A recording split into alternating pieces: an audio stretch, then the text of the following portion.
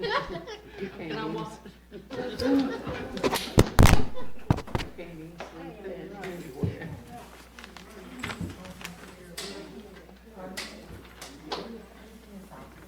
They tell him it's time to get started. He needs to be here.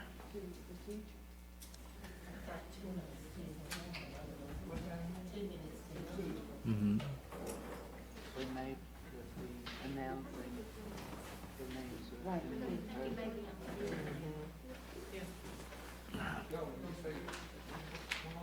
Two.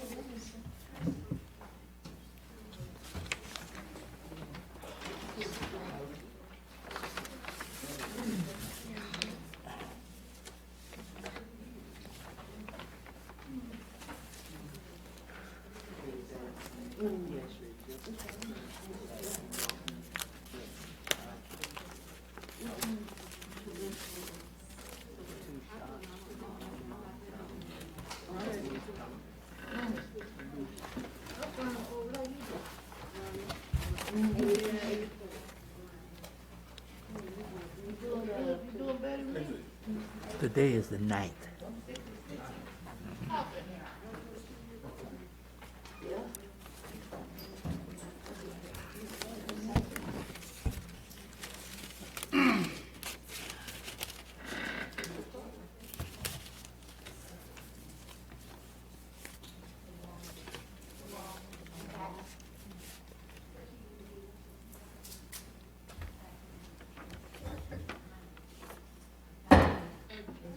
Call to order.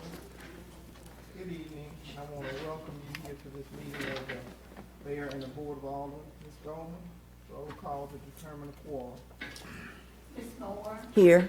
Mr. Prater, Here. Mr. Shaw, Here. Mr. Green, Mr. Locke, Here. all present, Mayor. We have a quorum. Thank you. I'm going to ask the Reverend Johnny Green if he would come and do the invocation for us.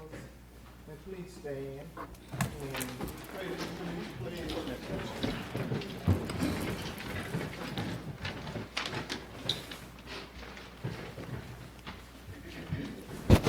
While we're standing, can we all pray?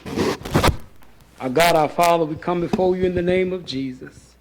Lord, we come knowing that thou art the God of Abel, the God of peace, the God of mercy. We ask tonight, Lord, as we embark upon another meeting, we pray, God, that we will come together for the greater good of this community. We pray now that you bless all elected officials. Bless God like only you can. Father God, this city needs you. And we pray, God, that you will bring unity, bring joy, bring peace like only you can. In Jesus' name we pray. Amen. Amen.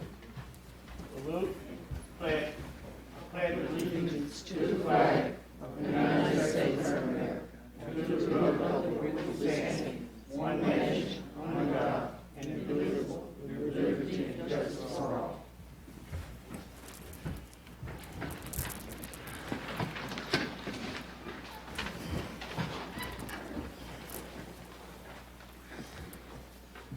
Item number 3. Announcements. Are there any district announcements that council members wish to make? Yeah, I want to thank the city workers on the outstanding job they doing inside my district with the roads and the ditch. Thank you, Mr. Green. I'm sure they appreciate that. And this is point you ought to give, point that on our committee. That would be further down. Okay, this is just any other additional announcements that you would like to make, anything special going on in your district, that this is the opportunity while we have a public forum. Well, I will comment on, we have a nice parade Saturday, and we have a lot of turnout, so that's good. We cannot hear.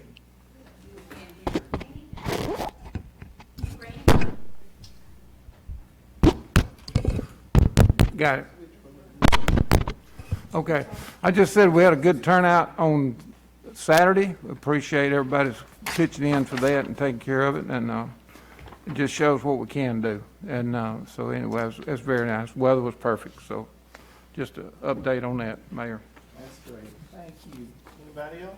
One more announcement. I just want to encourage everyone to get their COVID vaccines or get the booster. We know that COVID is ramping back up, affecting our community. We're losing young, old. So I'm just encouraging everyone to please get your COVID vaccines. Thank you, Ms. Moore. Coming from the healthcare professional, I think we had some questions last time, Mr. Prater, in terms of the booster and the age group. Ms. Moore? Yes, Ms. ma'am. Moore Taffet, can you address that for us? Yes, anybody that's a frontline worker is eligible for the booster. So it doesn't matter the age range for you to receive the booster. If you frontline worker, especially health professionals, you are eligible for it. For the vaccines, they're doing all ages now. They even have a new vaccine, I think it's ages 5 to 11 now, so the kids can even get it. So make sure you talk to your physician. That's the most important part, to see what their take is for you or your children to receive the vaccine. Okay, thank you so much. We really want to promote healthy communities. And Mr. Taffer's council members, we have Take Your Shots, the $100, and we have the dates of that December 7th, 14th, 21st, and the 28th. So let's take advantage of that to keep our community safe and healthy. I have a few announcements that I would like to make, but also I'd like to take this means as an opportunity to speak to the public because we have such limited access. But on last month, I read my oath and I said I'm going to sit it right there. And I said that for a reason. I said that because sometimes we need to be reminded that on any given day that I get up, I want you to know that I don't get up with an intent to rattle anybody's cage or to upset anybody. I get up with an open mind and a clean slate to make Bastrop better. I live by that. But there are some things that go along with the duty and the charge that I keep, along with these council members. They're supported by the charter, supported by the ordinance, supported by the state statute and the Constitution. And I cannot afford to violate those things, neither can this Board of Aldermen.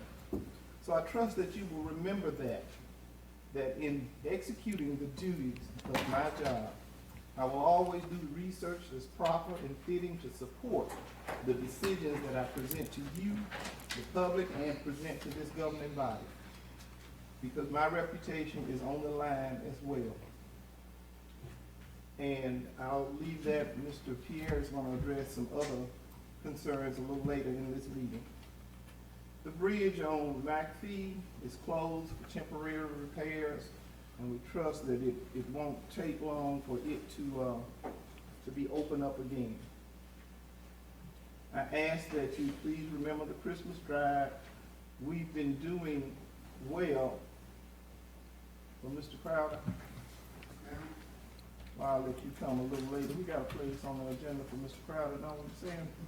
Yes, under the report. Okay, I'll let you talk about that, but we still have time, and we want to say thank you to the general public, the people who have been contributing to this cause. The children that will be recipients of these gifts will be vetted through the school system, and the names will be recommended to Bastrop Fire Department and Toyota Bastrop Executive Assistant. So you can trust that what you contribute will go where it's needed.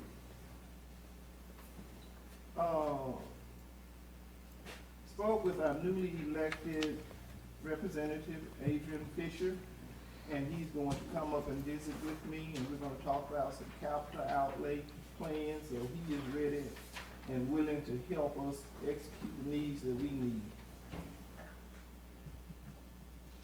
Okay, we're kind of in a downtime frame right now because this is a waiting period. did sign some paperwork with Mr. Waxman on the grant, on the park, so that's still making its way to where it's supposed to go. Also, I had a meeting with the group, and we have another meeting coming up for potential Boys and Girls Club, which is much needed in this area. So I will be providing updates on that. They were looking at building a facility, but sometimes we have to maximize what we have and augment the facilities that we have that are locked up and closed at the end of the day.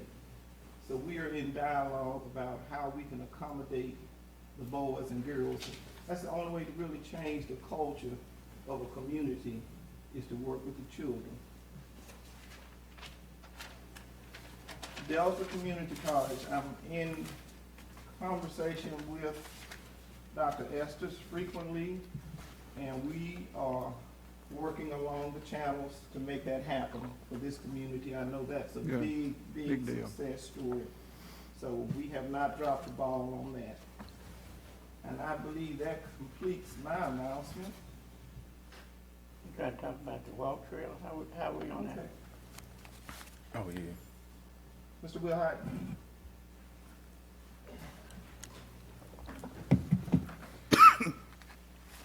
They have started on, they about 20% in.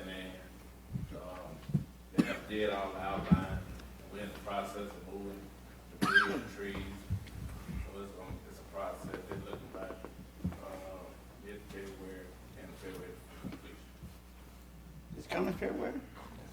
So me and Mr. Locke will be able to get out there this February?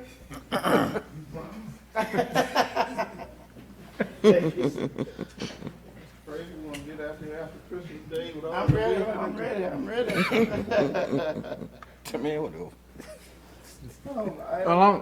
One other quote, for that, Mayor, is that we've got trees out there over some of the parkways, and I've got assurance from Ronald that they're gonna take care of that, and we may have to have a contractor, but we will, and get that done, where we won't put anybody in jeopardy for us. Okay, we do want to keep everybody safe and healthy. All right, item number 4, approve previous minutes, regular meeting, October 14, 2021. I make a motion that we approve the previous minutes from regular meeting November 10th, 2021. Second. We have a motion and a second. Any discussion? All in favor? Aye. Any opposed? Motion carried. Item number 5, public comments as they relate to items on the agenda.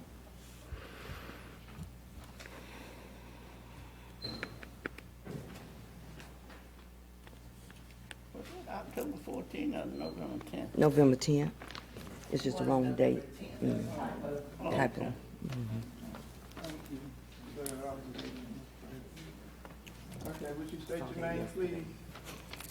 Good evening. My name is Ricky Allen Anderson, and I'm here to talk about item number 11, F and G.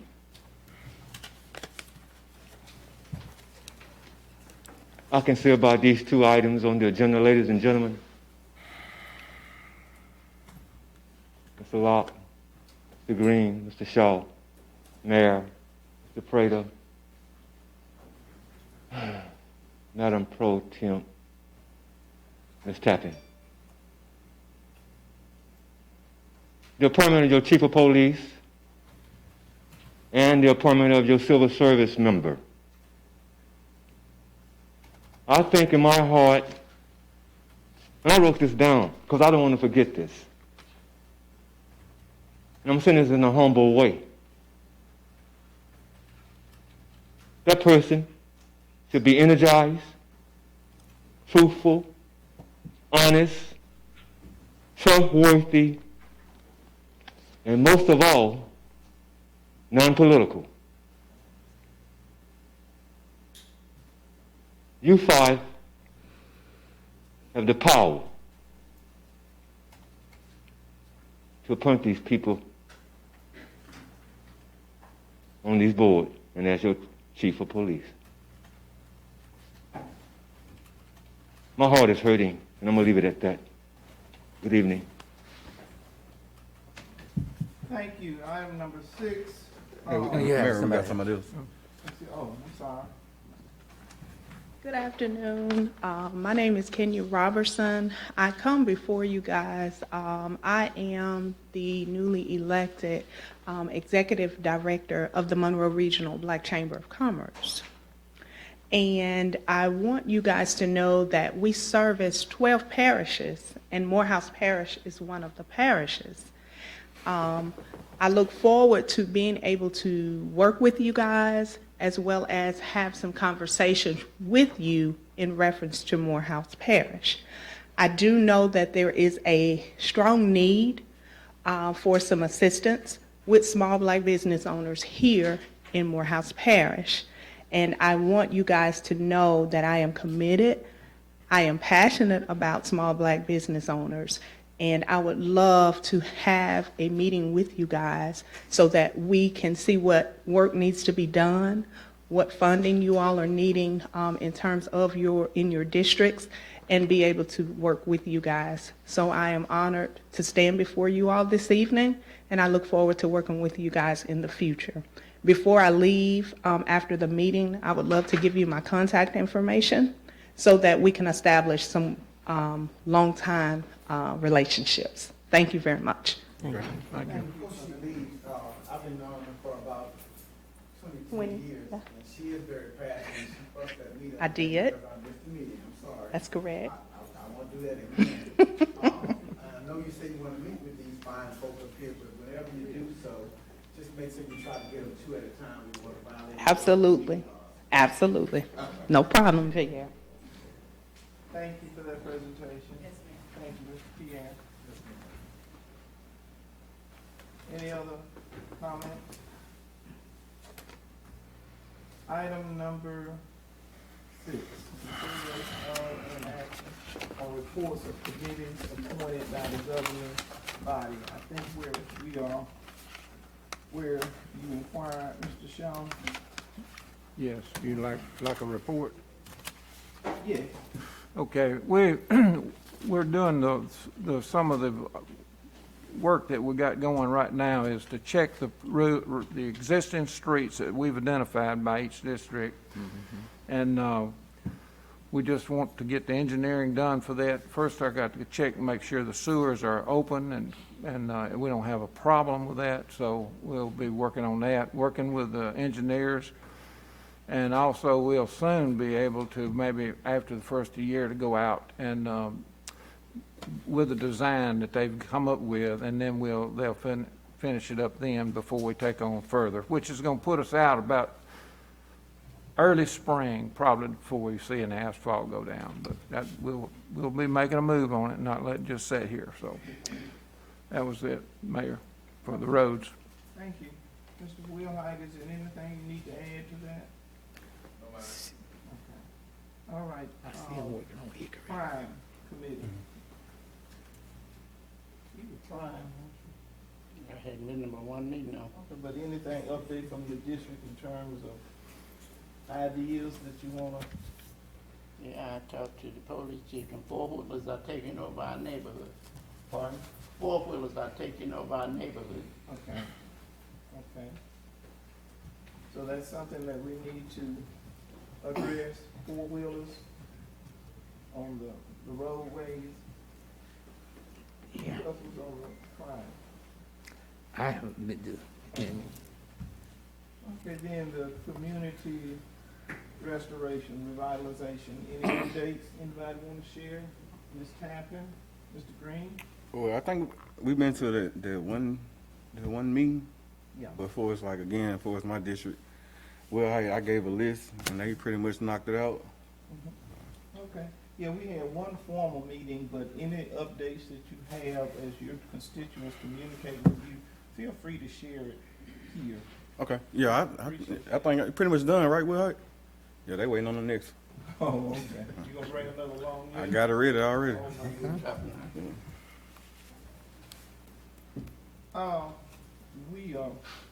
We're going through the agenda. In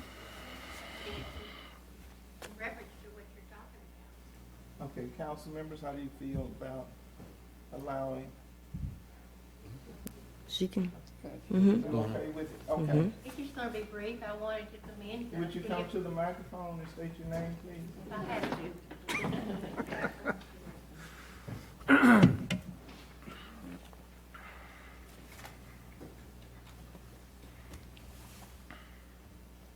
I may back up a little bit. I think I've messed up with my committees because Angela's heads up. Well, Angela and Dee Dee. Yeah, That's both of correct. us. I have them right.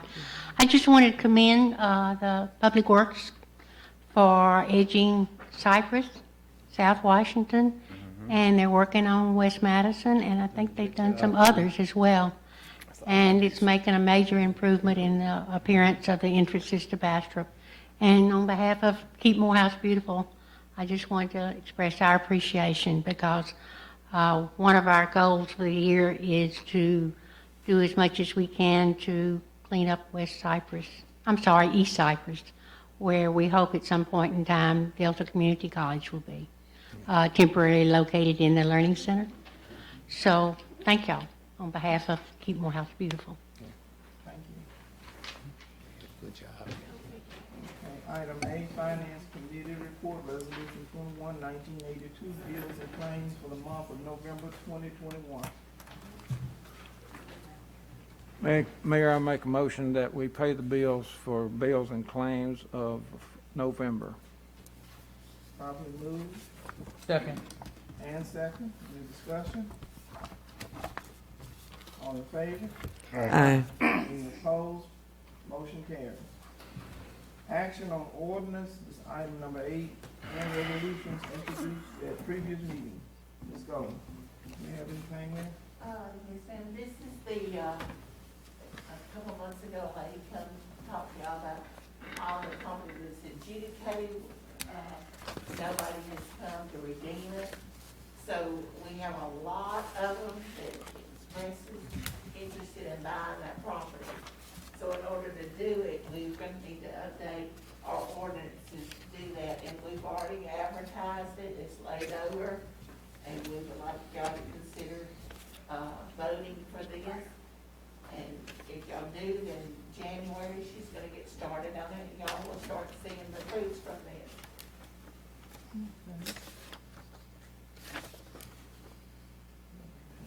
Okay. Ordinance 21-4262, an ordinance to provide for the sale of adjudicated properties and further providing with respect thereto. Mr. Pierre, did you want to speak to that? I think Ms. Gomes wrapped it up. I remember she came up, the young lady came up here and made her presentation to the board. I think one of the concerns that the council had was whether or not it was going to intervene with anything that civil service was doing for us, and it does not. And we can only sit upside or benefit from one, putting these properties on the cash rolls, generating money from the sale. Okay, and that will be on our January. It's ready for action. Ready for action? Okay. When you We've say already done January. that. Okay. Well, at this time, I will entertain the motion. I make that motion, man. Properly moved I second. and second. Questions or discussion? All in favor? Aye. Aye. Motion carries. Item number 9, other unfinished business. Ms. Delman, do we have any?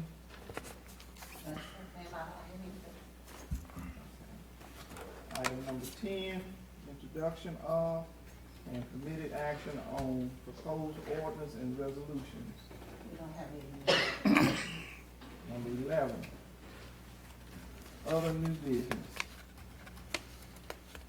Marion Miller, Vicky Carpenter, essay contest winner announcement. Would you come forward, please? Thank you.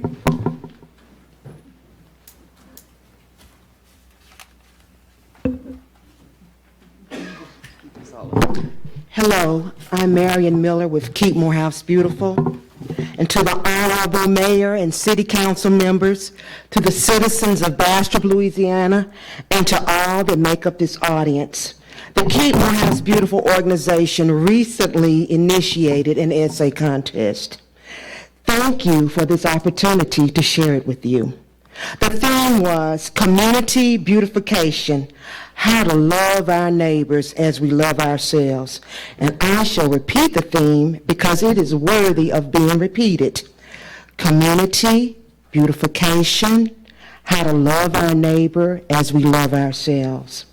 On behalf of Vicki Carpenter, who is our director, Pat Peppers, who is our president, and the entire Keep Morehouse Beautiful organization, we are pleased to announce that several 11th grade and 12th grade students considered the theme and expressed their heartfelt thoughts.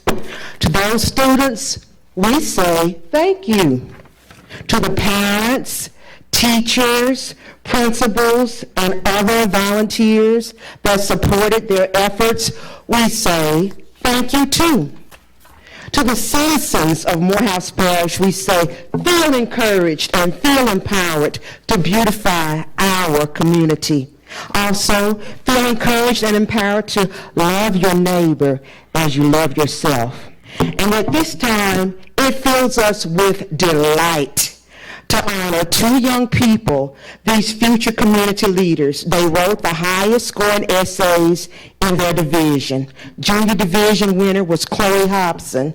Chloe, are you here? Well, we're honoring her in her absence. Senior division, Allie Brooke Lowry.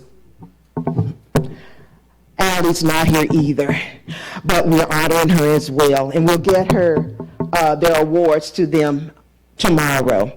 Congratulations to these young ladies, and can I get a round of applause for these young leaders?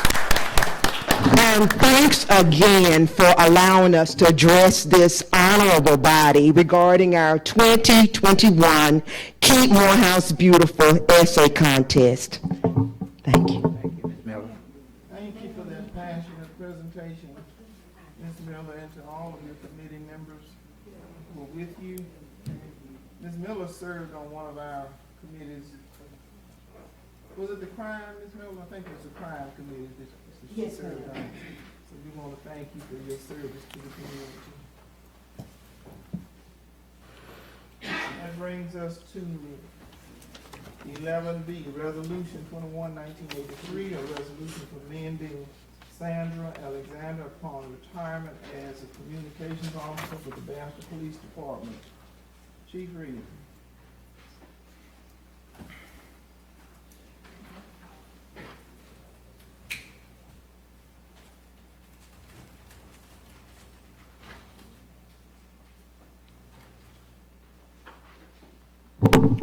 Mayor, members of the council, I'd like to take this time to commend Sandra Alexander, a 22-year veteran at the Bastrop Police Department that served diligently and faithfully. She'll be greatly missed. She was a friend and an employee of the police department. We're already missing her, and we just like to take this time out to congratulate her on her retirement and wish her luck. Thank you. At this time, I will entertain a motion on this resolution 21. I'll make that motion. Properly moved Second. and second. Any discussion? All in favor? Aye. Motion carried. Let me go back to those winners for just a minute. Ms. Miller, if you will submit those names to the clerk's office or to my secretary, Vivian Lee, 283-3301, and we will get them a certificate of achievement from the mayor's office. Thank you so very much. Yes, ma'am. Thank you.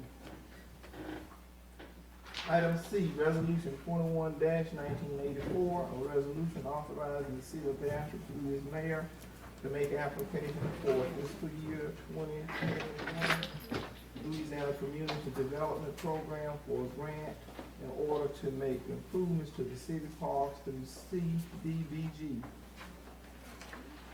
Okay, Louisiana Outdoors Program. Okay. Public Works Director, Mr. Wilhite, you want to give us an update on that?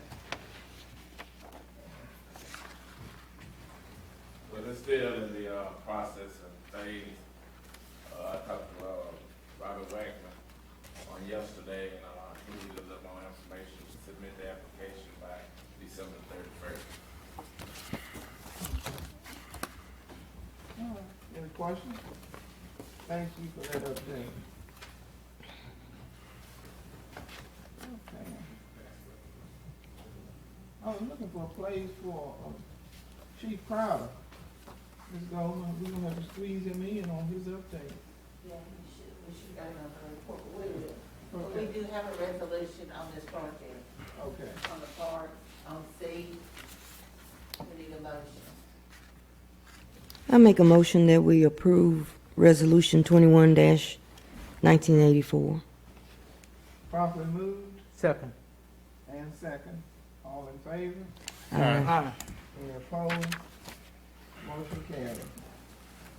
Item D, Resolution 21-1985, resolution authorizing the city of Bastrop to join with the state of Louisiana and other local governmental unit subdivisions as a participant in the tentative national settlement expressed in the distributor settlement agreement and Janssen settlement agreement, the national settlement, and Louisiana state local government opioid litigation memorandum of understanding, as well as any subsequent formal agreements necessary to implement the Louisiana MOU, including but not limited to the subdivision settlement participation form agreements in Exhibit K of the distributor settlement agreement and Janssen's,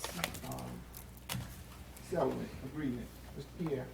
Yes, Mayor and Council, this is the, resolution that we spoke about at the last council meeting, when our attorneys who were contracted or hired by the city of Bastrop, Never Given Austin out of Alexandria, they reached a settlement with a couple of the defendants in this matter, and, in order for, there to be the benefit due on behalf of our municipality, they were asking that we authorize the mayor and you all adopt this resolution so that we can participate in the settlement. And as I said before, this is only two of many defendants, but these two came to the table, and as I shared with you all at the last meeting, that there are some defendants who chose to, some municipalities who chose to take the case on independently, and it didn't fare well with them in the court. But notwithstanding that, these are two of the defendants who've come to the table, and they're gonna put money up, and as I said before, this is for abatement only, it's not to go to the general fund for purposes of Madison, which you do normal budget and line items. So this would be for abatement of opioid issue. So, we won't know the amount until they determine the numbers of participants, municipalities, but the more participants, the higher the award is gonna be. That's the resolution that we're asking you all to adopt. At this time, I'll entertain a motion. I'll make that motion. Properly moved Second. and second. Any discussion? All in favor? Aye. Any opposed? Motion carried. Okay, item E, resolution 21-1986, a resolution amending resolution 21-1953, the holidays for the fiscal year. You have in your packets where the governor did a proclamation declaring a holiday, and we took a look at that, and the city court and other areas of government are following that holiday schedule, and we're asking this Board of Aldermen if you will take under consideration amending what you had prior, and that's parallel with what the governor is doing. At this time, I'll entertain a motion. I'll make that motion. Properly moved Second. and second. Any discussion? All in favor? Aye. Motion carries. Thank you, and I'm sure the employees will be very grateful to each of you. All right, I think I'm gonna bring Chief Crowder up, so we can talk about his update and Christmas drive to the children in our community.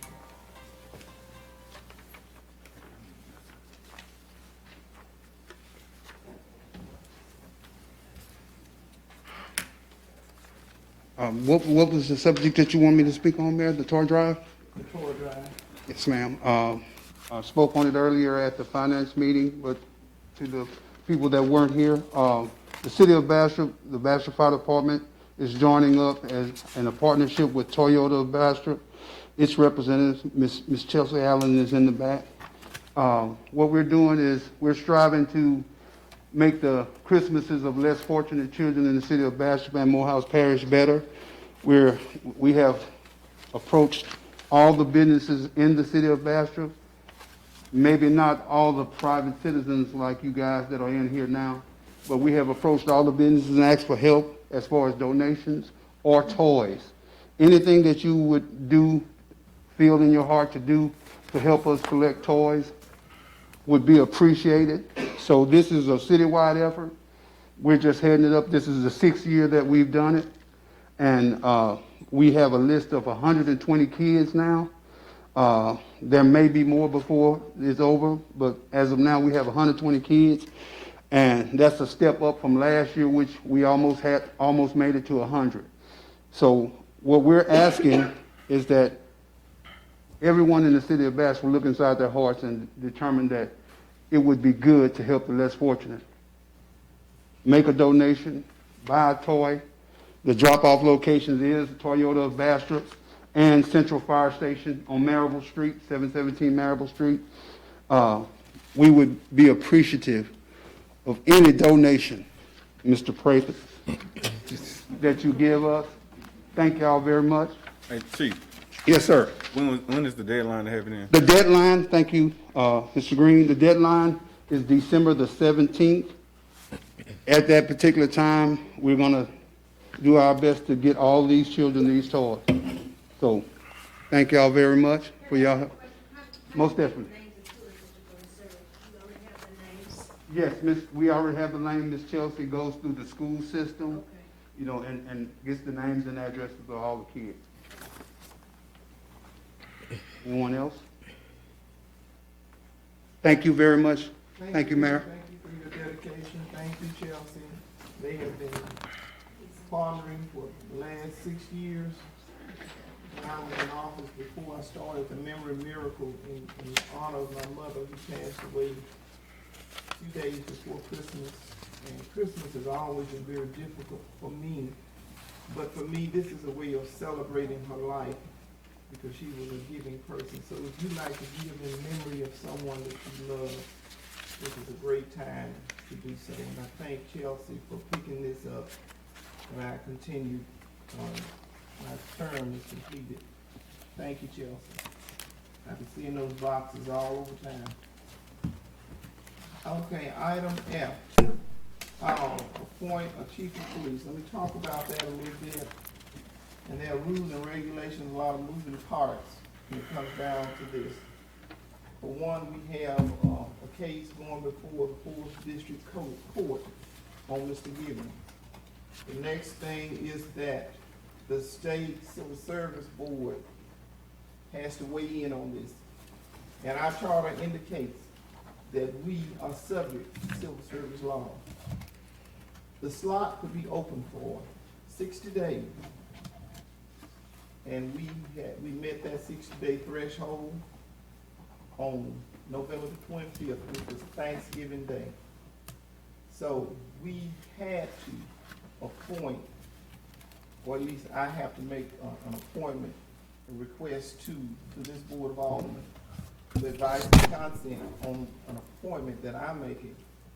And this is following the Civil Service State Examiner Office. That 60 day, I know that you all have had experience with provisional, interim, emergency. There are so many different statuses that you have to abide by what the statute says. But under the conditions, it is my recommendation. Ms. Pierre, do you want to weigh in on this? I'll let you finish and I'll weigh in. Okay. It is my recommendation to appoint Chief Reed with the condition as stated to me by the state examiner, awaiting for the 4th District Court to weigh in on Mr. Gibbons' case. Mr. Pierre? Yes, and I guess I can try to give a brief update on that. Not an update, but I guess a follow-up on that.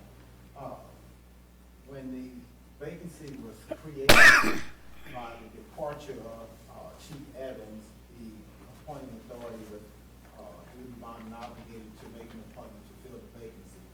The vacancy appointment was made, this body voted at that meeting when that appointment was made.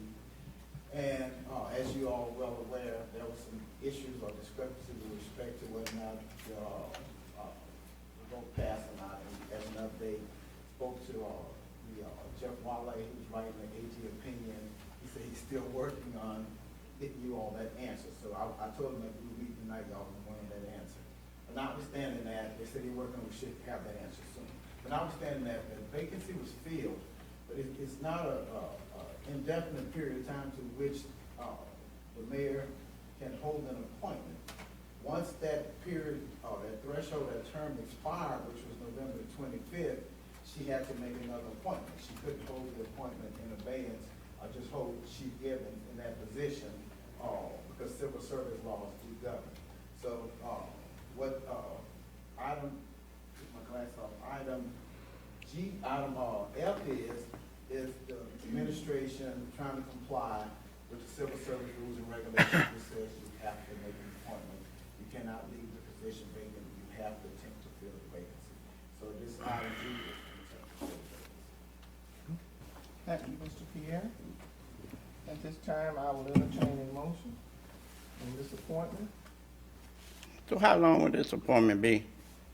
Well, we are waiting for. Let me just say that, I mean, you can address it as you desire to address it. There was a civil service board hearing with respect to Chief Evans regarding quote-unquote political activity. Civil Service Board issued an opinion ruling on that. That opinion is being appealed to the 4th Judicial District Court. Maybe given the time period of COVID or whatever it was, the court reporter was not able to prepare a transcript in sufficient time to meet the deadline for the appeal hearing, which was scheduled for November, before the November 25th date.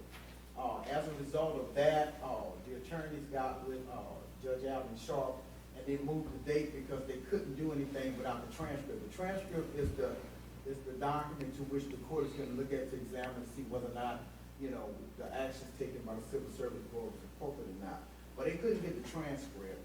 I know Ms. Holmesworth, Ms. Church is right there. She can tell you, she tried diligently to get the court reporter, to get the transcript on time.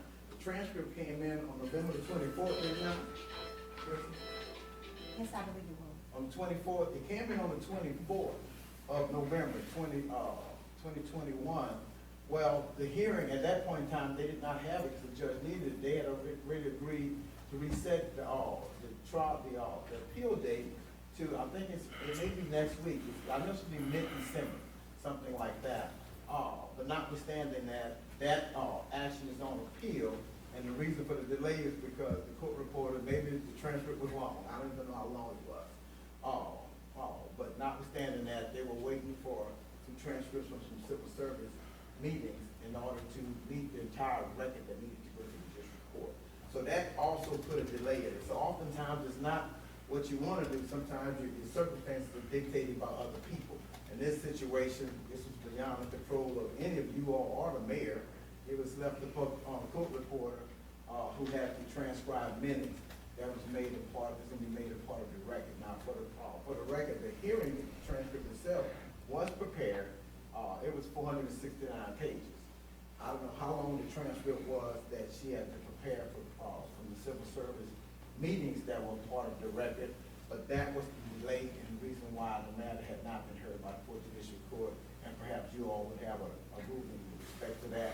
But notwithstanding that, here we are, December 9th, 2021, some 15 days after the deadline on November 25th, with the administration having an obligation to act.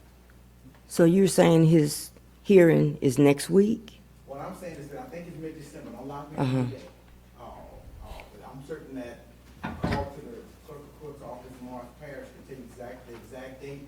But when I spoke to Mr. Gibbons' lawyer, he was here. He's here. And he may know the date of it, but it was moved from a November date to a December date because of the delay in the transfer. And did the Attorney General's office give you a timeline, or maybe when the answer will be ready? Because I know they're supposed to answer us with, yes, the first thing I'm talking about is when is Mr. Givens' hearing date? I'm thinking that sometime mid-December, and I say, you probably can answer that better than I can, if I'm not his counsel on appeal. But it was, like I said, it was set for November, but it's scheduled for December. What day in December, I can't tell you. I'm assuming it's gonna be before the Christmas holidays, because at that point in time, the court's pretty much gonna shut down and get everybody up. Okay, my next question is about the Attorney General opinion. Normally, they try to render opinion within 30 days. I was wondering, when you talked to them, did they say maybe another week, or? He said soon, but I mean, Jeffrey Wiley is his name. You feel free to email him, call him. I have his email address. I'm certain he can probably give you the same thing he told me, because I knew we were coming here today to go over one another answer, and that's why I checked before the last council meeting, and I checked before this council meeting, because I have not received it. And I'm assuming that, you know, it would come either in the mail or in the snail mail, email. It was sent in the regular mail, but I did not see it in my correspondence in my office, so I reached out to him. But he didn't say exactly when, councilperson Moore, but ultimately he said soon. I'm hoping it's before the holidays. And as soon as I get it, you all know. Okay. Mr. President, you asked about a time frame. The state examiner's office is aware of all of these moving parts, so there's a contingency hanging in the balance with it. But for now, we have to fill that vacancy by civil service law, and it's a probationary period.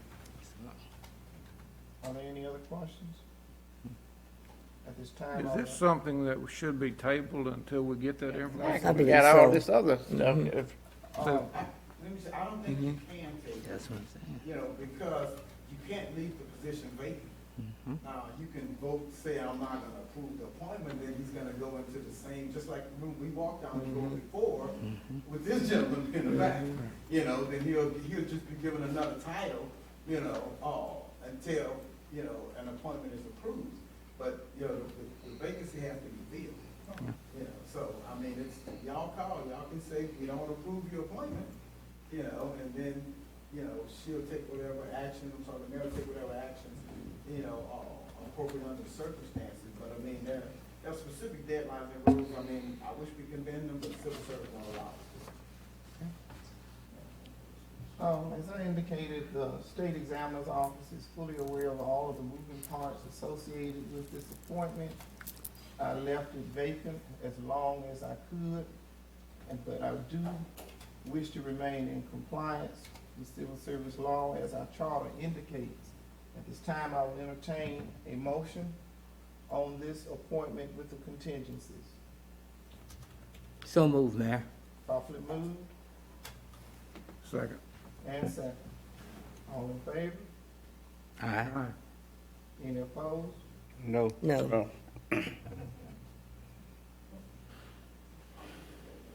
Okay, roll call. Ms. Moore, No. Mr. Prater, No. Mr. Shaw, Yes. Mr. Green, No. Mr. Lott, Yes. There is a 3 no and 2 yes because of the state civil service law and in maintaining the compliance with that. I am appointing Chief Reed to fill this vacancy because I do not wish to be out of compliance with state civil service law, which is indicated in our charter, until further notice. Item G, appoint member to the Civil Service Board. You have in your packet a letter from the state examiner's office where a vacancy will be created in the state civil service on the board, not state, our local board, effective tomorrow. And my recommendation is the Reverend Johnny Green. He had an emergency and he was here. Did he leave?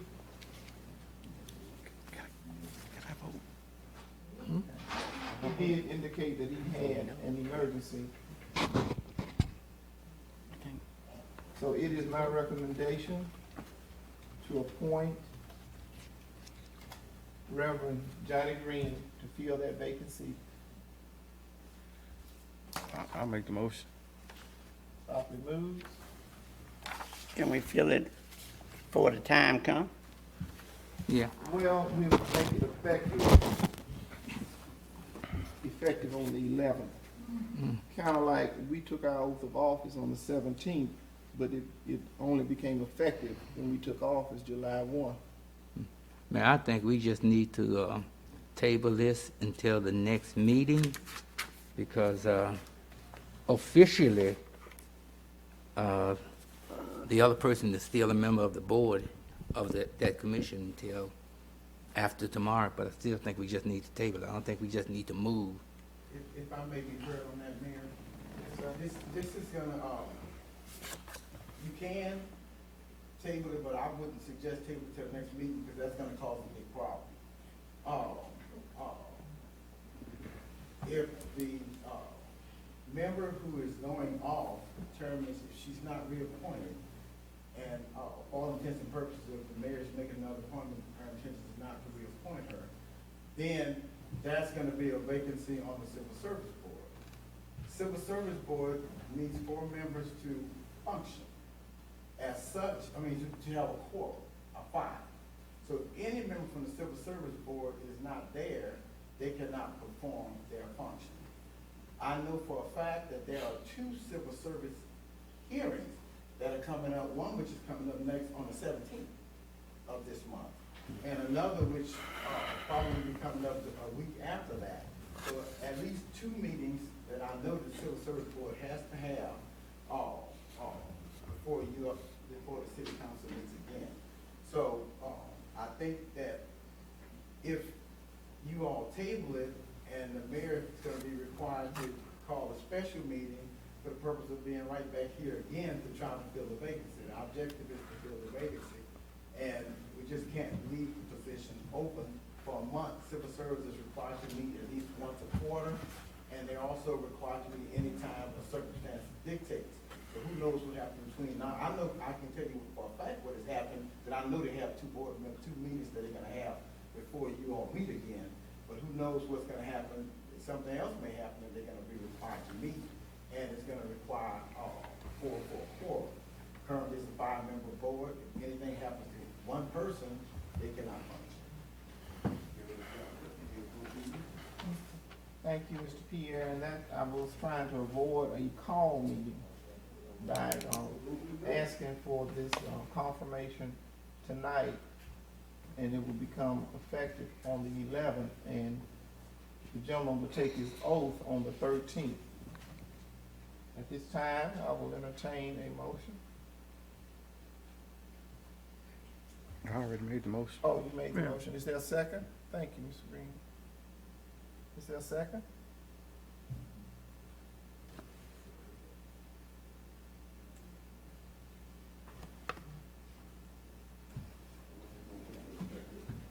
Okay, so we are at a point where we'll have a vacancy on the board.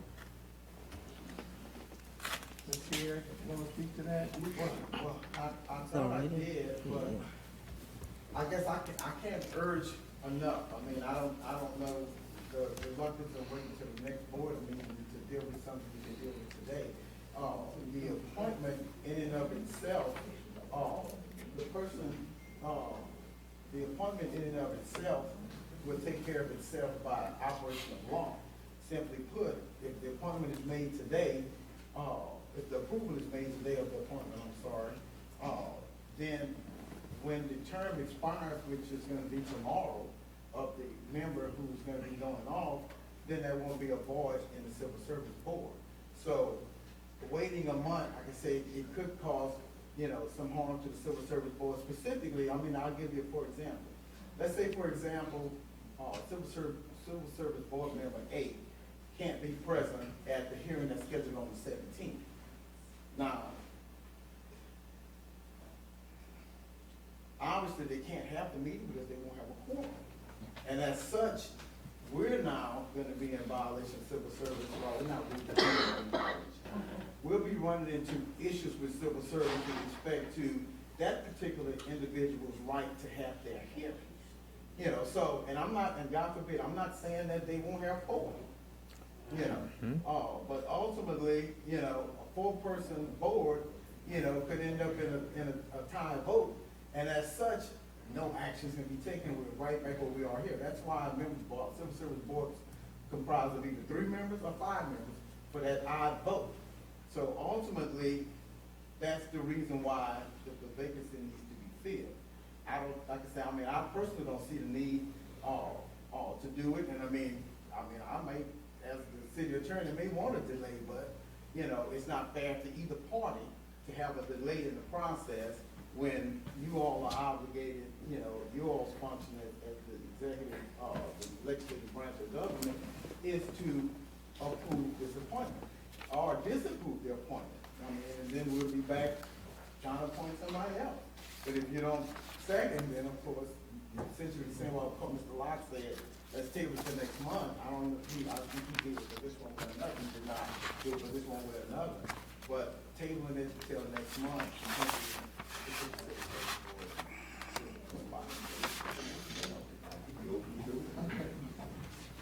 Would this board like to have a special call meeting and come back? I was trying to be considerate of the Christmas holidays. I know everybody has busy schedules at this time of year. Would you like to schedule a meeting next week? And have a special call meeting so that we can fill this board and not have a deficit on our end? If we're gonna do it next week, any day before Thursday. Any day before Thursday? We're gonna Maybe. be in the paper. Oh, that's right. And I guess here's the problem too, and I mean, I don't mean to keep convoluting the issue, but here's the problem too. Whoever is gonna serve in that capacity, civil service is a beast in and of itself.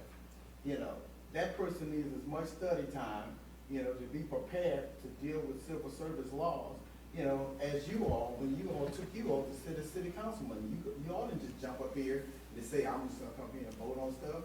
Did you do that, Mr. President? Yes, sir. No, you don't. I wasn't prepared. Nobody prepared me.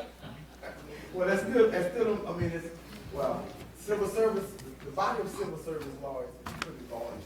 And, whoever's gonna serve needs as much study time. They need to be a student of the, civil service code. They need to know what's going on.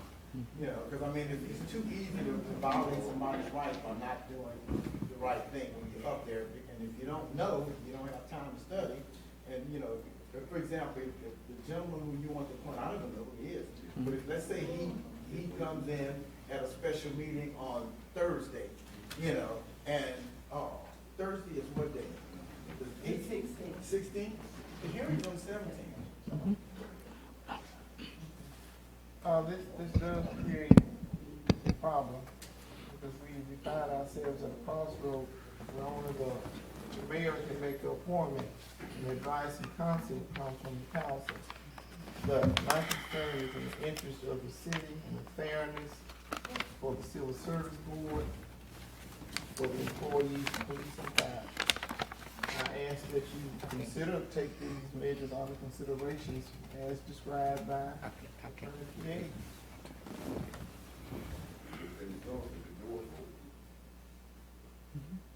Council? What happened? Okay, you made a motion and there was not a second. Are we going to, with everything hanging in the balance, the upcoming cases and situations, what is the pleasure of this council? Okay, the motion is not second.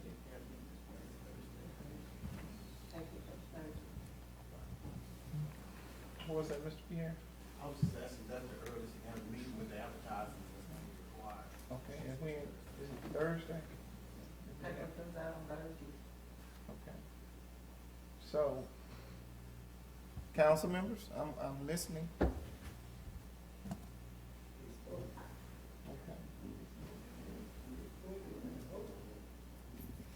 All right. We'll move on to item G. No, sorry. Item H. Discussion, proper courtroom usage. Mr. Pierre. Mayor, it was brought to my attention that there was this item wants to be placed on the agenda, and I'm assuming it precipitated from December the 1st, 2021. December the 1st of 2021 was a previously scheduled hearing for Sandy Lynch for a disciplinary measure that was taken by the administration on Ms. Lynch. At the civil service, at the previous civil service board meeting, there were two dates that were set, December the 1st and December the 9th. December the 1st was set for Ms. Lynch, and December the 9th was set for I'm sorry, Assistant Chief Lynch and Captain Weller for December the 9th. The day after the civil service meeting, the civil service board also voted to hire an attorney by the name of Billy Casey. Well, Mr. Casey, on the very next day, sent a communication to Ms. Charissa, who serves as board secretary, advising that he was not available on December the 9th. And he wanted to have both hearings on December the 1st. Well, on December the 1st, which was the initial scheduled date for it, I advised the board in that meeting that I would try to get out of my schedule, given the fact that it was required for me to be there in representation of the administration. I had over 102 trials scheduled for December the 1st. I immediately communicated, probably before Mr. Casey did, to the Civil Service Board that I could not get out of my December 1st date. There's no way I could have gotten out of that date. I went to the court, I tried, but I just couldn't get out. I had over 102 trials. I thought that perhaps some of the board members would come to visit me, and I would have welcomed them in the court while I dealt with those measures. So I was not available on December the 1st. As a result of that, we had a conference with the board chair, and given the fact that he wanted to be fair to all parties, he canceled the December the 1st meeting. When he canceled the December the 1st meeting to be scheduled at another time, that particular cancellation was posted on the board where the notice was posted. When that happened, I was made aware that several, and I saw it on the news, that several board members, I think 2 board members and 1 person who was not on the board, showed up at City Hall to get into the building.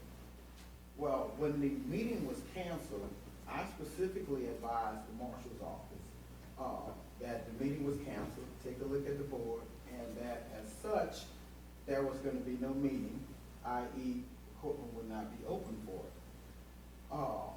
I'm certain they probably called me all kind of names, but and that's okay. The reason why I made that specific representation to the marshal's office, because in this very same courtroom where you all are sitting holding a city council meeting, that civil service board had been accused of holding illegal meetings. And as such, I felt it was my duty and my responsibility not to facilitate that illegal meeting. As such, that's why the building was not open. With respect to the general use of city structures are under the governance of the mayor. The mayor is in charge of control of all city buildings. Now, ultimately, this courtroom serves more than one function. It doesn't just serve the courtroom to serve as the chamber for the council to meet. As you all know, you all have nameplates up there. But oftentimes, not oftentimes, but every Tuesday of every month, Judge Philip Lester sits where you sit, Mayor. On Wednesdays of the month, I sit up there in my capacity over the environmental court. This room is used for various other reasons, but on a legal basis. And given the fact that the representation that was made on the record here, which was going to be made again across the street at the district court about those previous illegal meetings of the Civil Service Board, it was not prudent to encourage or to facilitate an illegal meeting. A meeting that is canceled by the chairperson of the Civil Service Board has the authority to cancel any special meeting. He canceled the meeting, so there was no meeting, so there was no need for the room to be accessible to facilitate an illegal meeting. And that's all I can say about that. This was locked out, that's all. Two members of the board vote for it. Yes, 2 members of the board voted for it. Excuse me. Mr. Green, do you have a question? You did shake yourself. Mr. Pierre, did you want to expand on that? The legislative, administrative, desegregation of duties, did you want to talk about? I guess I can talk about that in general.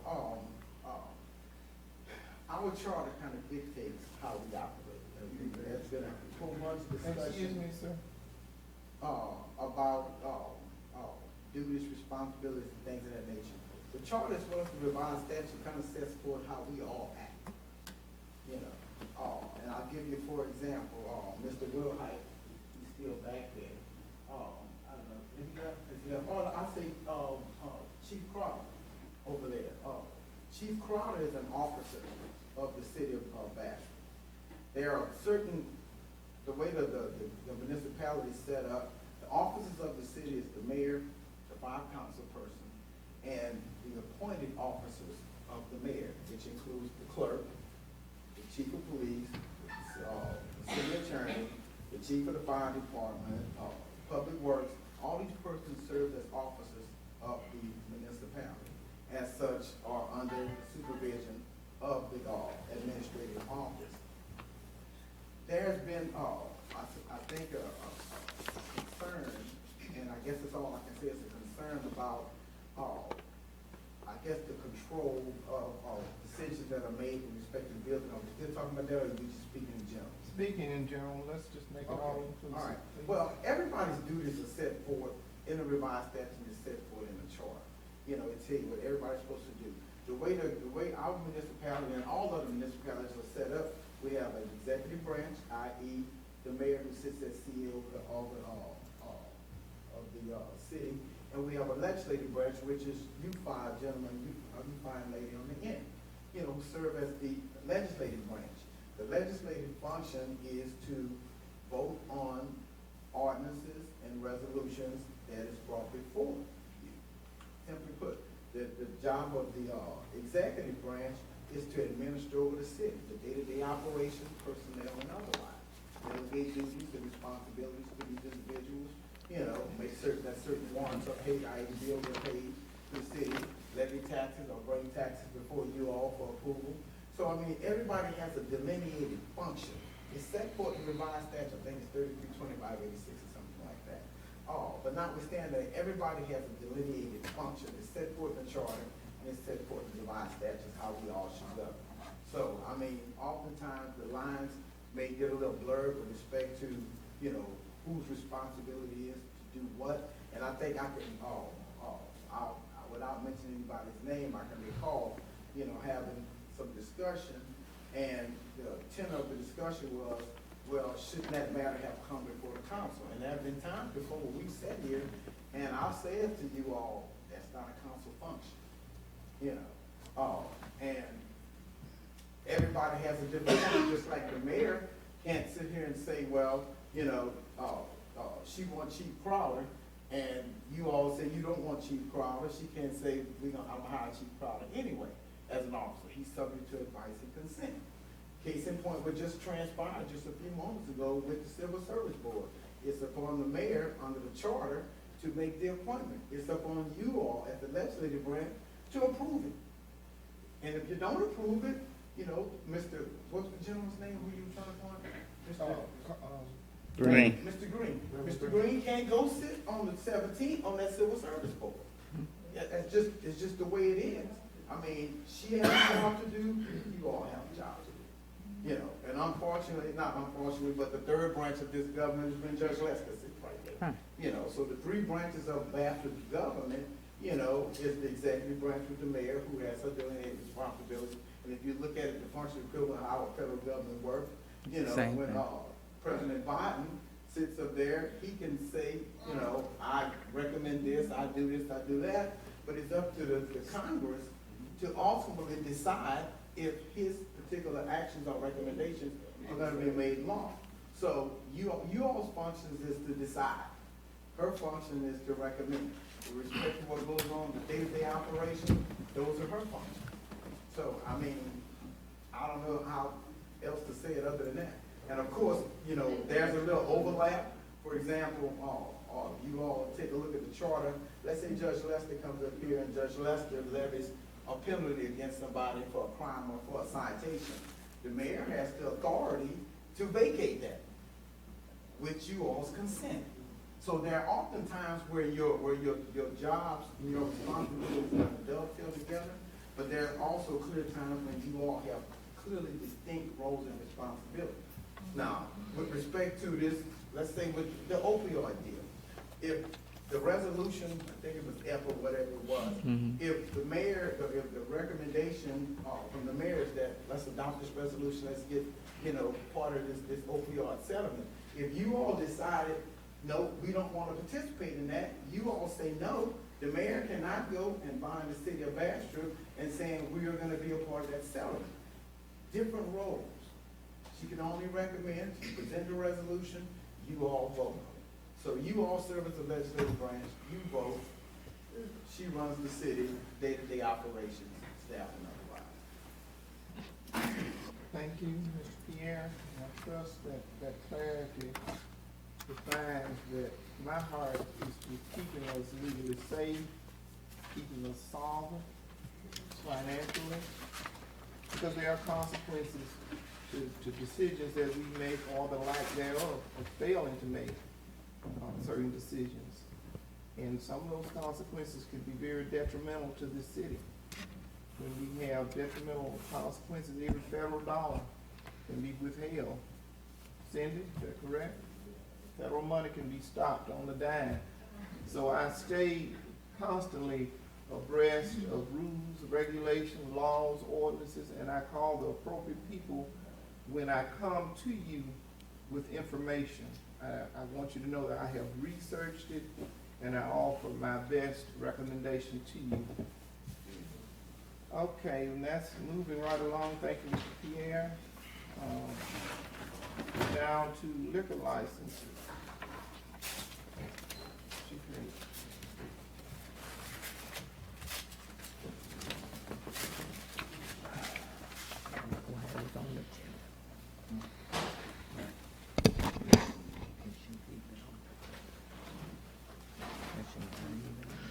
Mayor and City Council, I recommend the following establishments for renewal of liquor license for 2022. First one is Value Butts and Booze, 1008 East Madison, a Class A liquor license. Number 2 is Handy Stop, 1610 West Madison Avenue, Class A. Number 3, Johnny's Pizza House, 1601 Park Loop, Class B liquor license. 4 is Juanito's Mexican Restaurant, Class R. Number 5, Stop and Save, Spirit Stop and Store, 1405 South Washington Street, Class A liquor license. Walmart, 6091 Monroe Road, Class A. Roma Italian Bistro, Class R. Circle K, 1514 East Madison, Class A. Quick Pack, 9505 Carbon Plant Road, Class A. Fiesta Linda, 1065 East Madison, Class R liquor license. And the last one is Prime Time, Class B liquor license, 924 Luther Drive. All right, is your recommendation that all is fair and clear? Yes. At this time, I will entertain a motion on. I'll make that motion, Mayor. Properly moved. Second. And second. Any questions? Discussion? All in favor? Aye. Any opposed? Mr. Pierre, we need to go back to something for clarity, on the appointment of the Civil Service Board. That seat will be vacant as of tomorrow. It is, I've made my recommendation. It's not my recommendation to reappoint the outgoing board member, so that leaves a vacancy, correct? Let the records reflect that. Is that correct, Mr. Pierre? It does, that the vacancy, if you, once you, communicate that, to the board member who you're seeking to fill the vacancy, it will create a vacancy. Okay, thank you. And also. And if I could say something on that. Yes, sir. And I don't know how much you all follow what's been recently transpiring with the, Civil Service Board, but at that December the 1st meeting that was outside, when I saw the news, I saw a person who was conducting a meeting who was not a member of the Civil Service Board. And what I envision is that oftentimes folk take silence as affirmation. And if the member to which the vacancy is created takes your silence as an affirmation, that particular person is going to probably try to show up here on December 17th. Even though, according to the mayor, I'm assuming you're going to send a communication out saying I'm not reappointing you. Yes, sir. I've just seen so many strange things happen that we're going to be into a quagmire. So the meeting that took place in the hallway, so we had someone that was there conducting the meeting that's supposed to be there? Absolutely. You didn't see the news story? So how is the meeting valid? It was not valid. It wasn't a meeting, but I mean, the whole point was the silence was accepted as an affirmation, and what the person said specifically on the newscast was that I was not removed, nor did I resign. It's the specific thing that the person said. Now, the law is very clear. If, in order to sit in that position, you have to be a member of the department. That person wasn't a member of the department, i.e., you can't hold a position.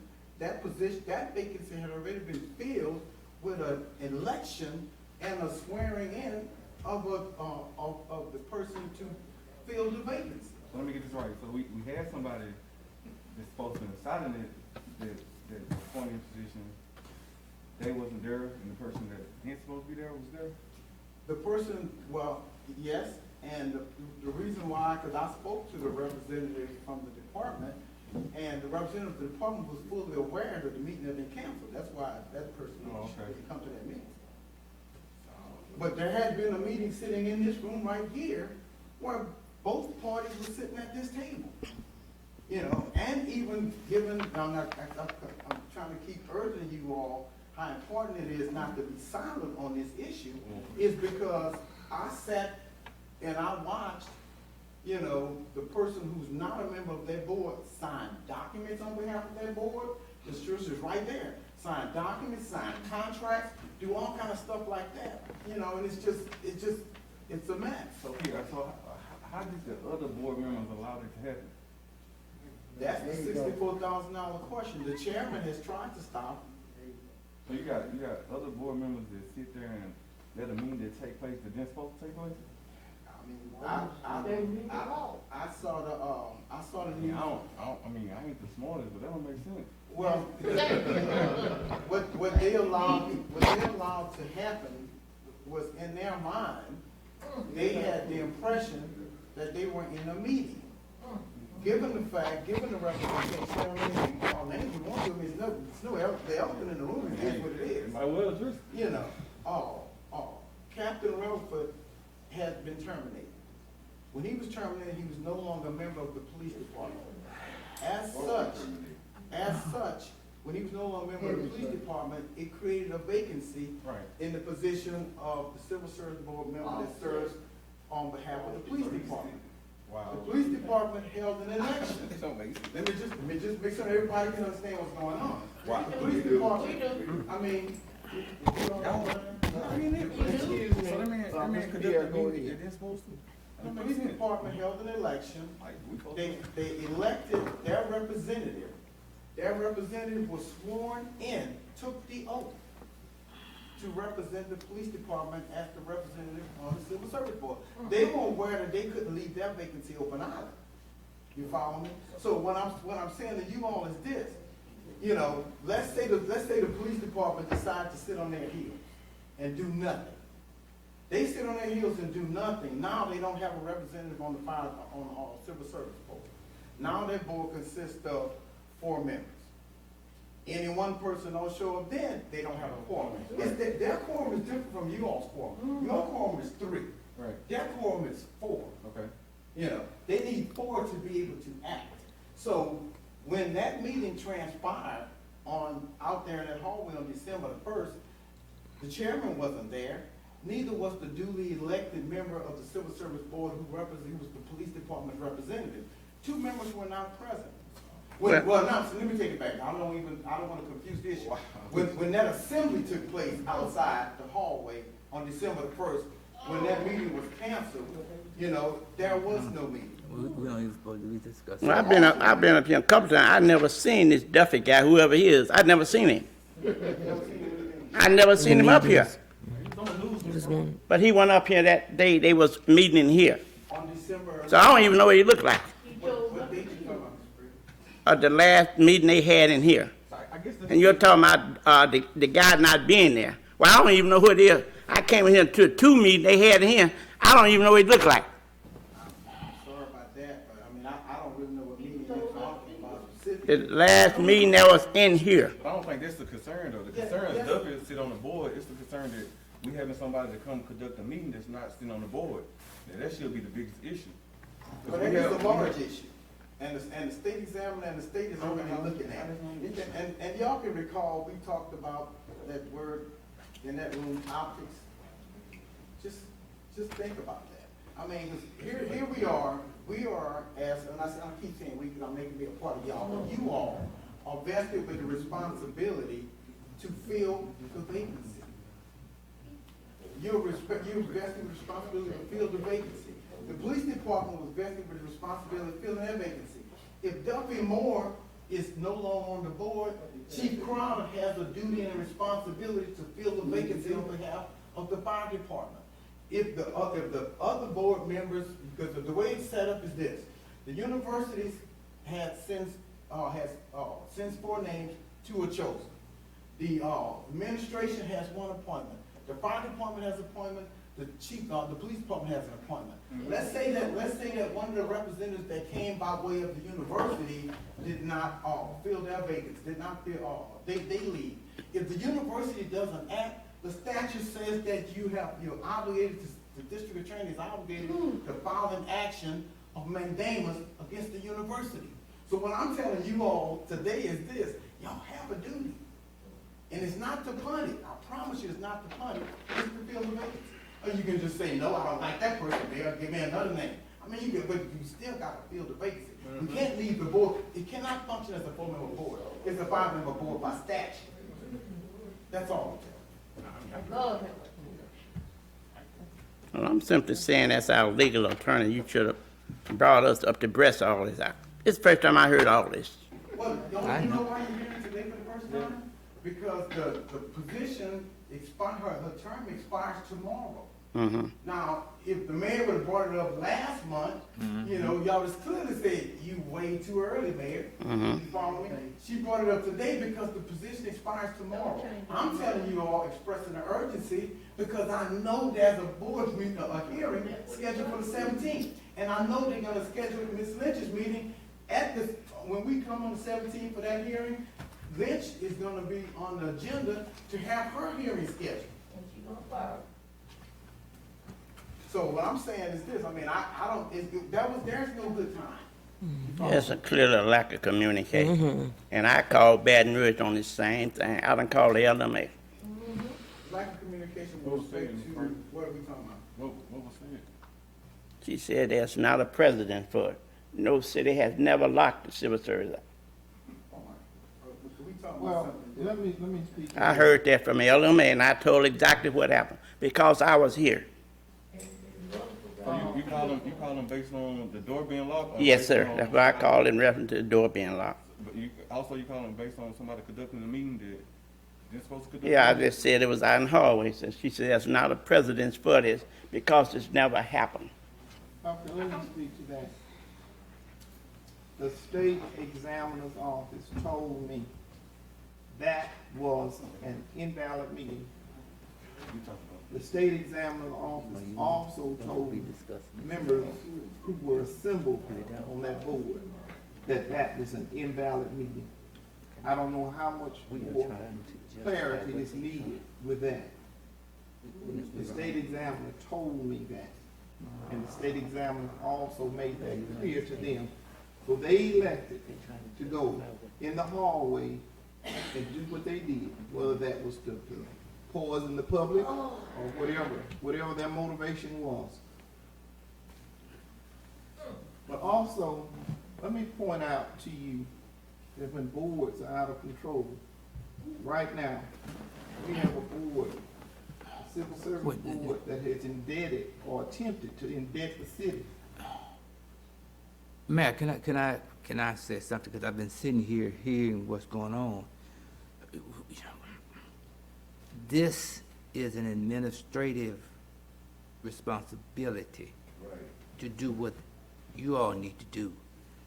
This board, this discussion shouldn't even be going on. Well, Well, I'm just, yeah, no, I appreciate your candor. yeah, this discussion shouldn't even be going on because you have already said that this, you said the uses of the courtroom, right, of this place. That's on the administrative part. The city council, you already said that. I agree with you. Okay, so we having a discussion that shouldn't even be going on right now because we're bringing in personnel. That's right. And you and I both know that personnel should not be discussed in an open meeting. I'm asking that we adjourn this meeting right now. And I second. Yeah. I'm asking, I don't have to. We need to do one more thing before we adjourn. We covered everything and got the motion on, the liquor license. We had a death in our office last week. And our hearts are heavy with the loss of a young life. But I want to compliment Ms. Goldman and the staff. And I sent my secretary, and we all pulled together, collecting taxes, answering the phone, getting the job done. But let us think about that family. She was a new employee with us, learned quickly, and that's a life that's lost. So I ask that we exercise a moment of silence, and after which I will entertain a motion to adjourn this meeting.